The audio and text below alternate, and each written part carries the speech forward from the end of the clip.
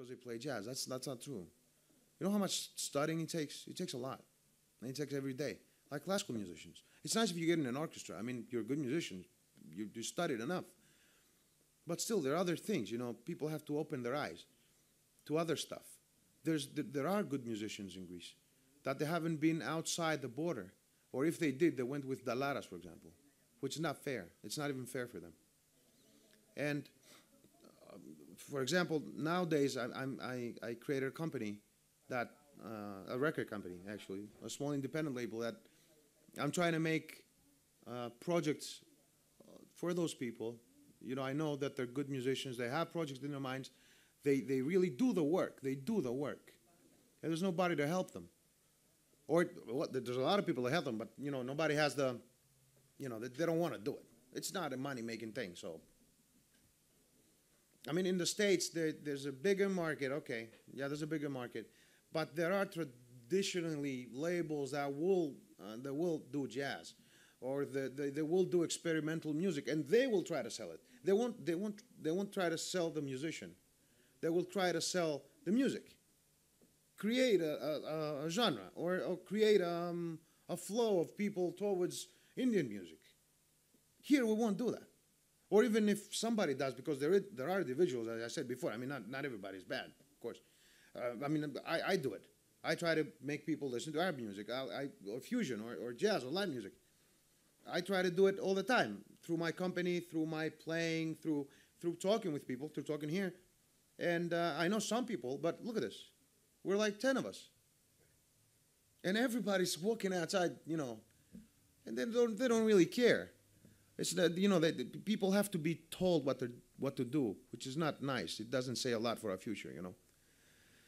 Anyway, so because people stopped improvising, everything is written down in how they have to live their lives. And it's not a very, you know, people don't want to make mistakes. Don't want to make mistakes, meaning the mistakes that people, you know, the laws or the government, so the companies write for them. They're really afraid. They have cliches like, if you drink every night, you're an alcoholic. Or, you know, if you play music every night, especially in Greece, if you're a full-time musician playing in bouzoukia, you are, you know, you're a drug addict or whatever you are.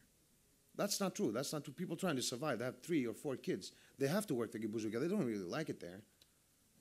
But they have to work. Because there's no, I mean, who can live by jazz in Greece? They can do 3, 4 gigs a week, and it's going to be paid 50, sometimes it's going to be paid dick, and after that it's going to be paid 60 euros. It doesn't really worth it. But they keep doing it. I mean, Dimitris has been doing this for 10 years. I know other people have been doing it for 30 years, and they still do it. But nobody is ever trying to, I'm sorry. Nobody's ever tried to do anything about it. I mean, there have been jazz festivals that they've never been promoted or anything. So 2 things that we can conclude out of this is, one, that improvisation is something that nobody knows what it is.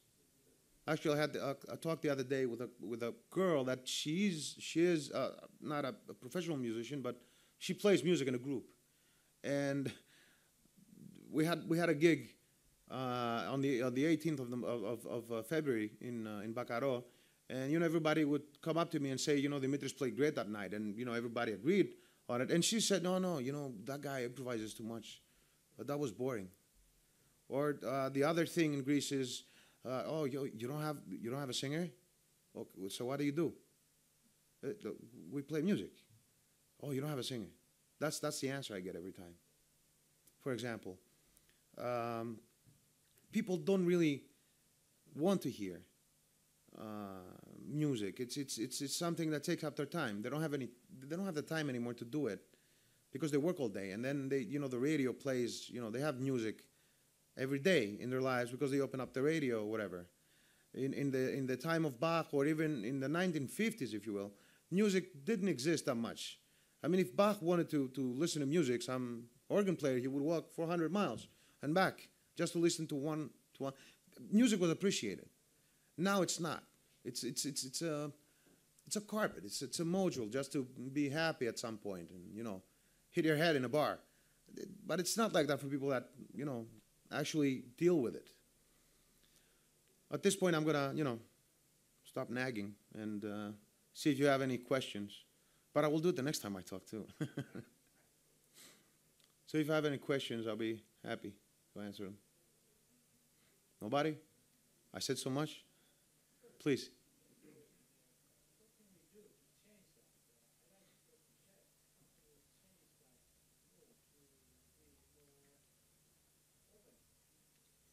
The world to be more open. Well,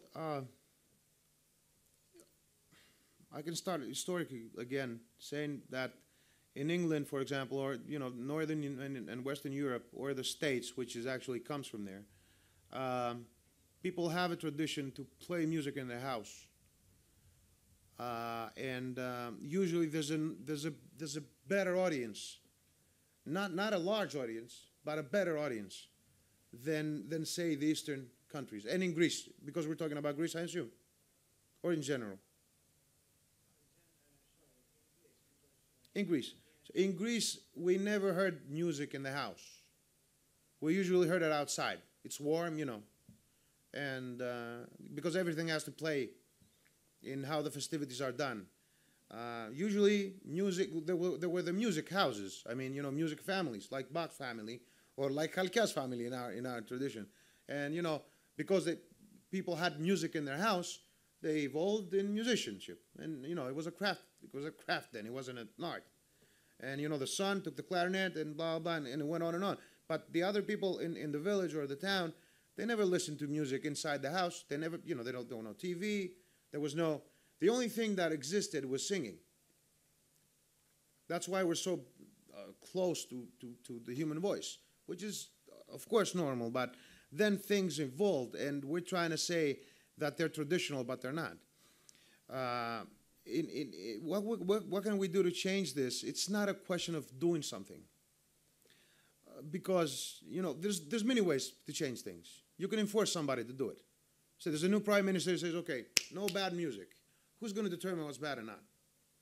We're going to say that our stuff is good, and then the other, the pop composers are going to say, no, you're oppressing us, and you don't let the people speak. People like to have fun with those songs. That's why we sell millions and millions. We can, for me, but I'm young, I might be mistaken. For me, it's not a change in attitude of the people. People are not going to change. It's not going to be a fast process, at least not like the way we live now in a capitalist society and stuff. It's going to keep going. The only thing you can do is put it in schools, because usually you have a great weapon are teachers. Teachers are a great weapon. You can use them to do anything. Because if you have teachers that they can be open-minded in order to tell the kids that, there's classical music, which is, boring for kids usually. And they teach it in a way which is, I tell you an example. I had a teacher when I was 80 years old, when I was studying the piano. I mean, I wasn't studying even there. I was 80 years old. And she came down, I'm from a small town from Argos, and I was 80 years old. I was playing all day. And she comes down there and says, okay, you have to study 16 hours a day. I never went to do the piano for like a year. I'm not going to stop playing. But when I took up the violin, and I was really good at it too. And my father goes to the teacher and says, okay, how my son is doing. I was 9 or 7, I don't remember. How's my son doing? He said, oh, your son is a great talent. Tell him to stop playing basketball, swimming, whatever. Just, play football. I didn't like football, soccer. I didn't like it. I stopped. So I had 2 people tell me to back off. Either you do it this way or back off. There's no other. It's my way or the highway. I don't think a teacher should do that. How can a piano teacher in a small music school? I mean, he's teaching kids. Because music teachers, either violin or piano, whatever, they start teaching young kids at the age of 5, of 6, okay? And they don't know anything about, what's the word I'm looking for, pedagogic, pedagogue stuff.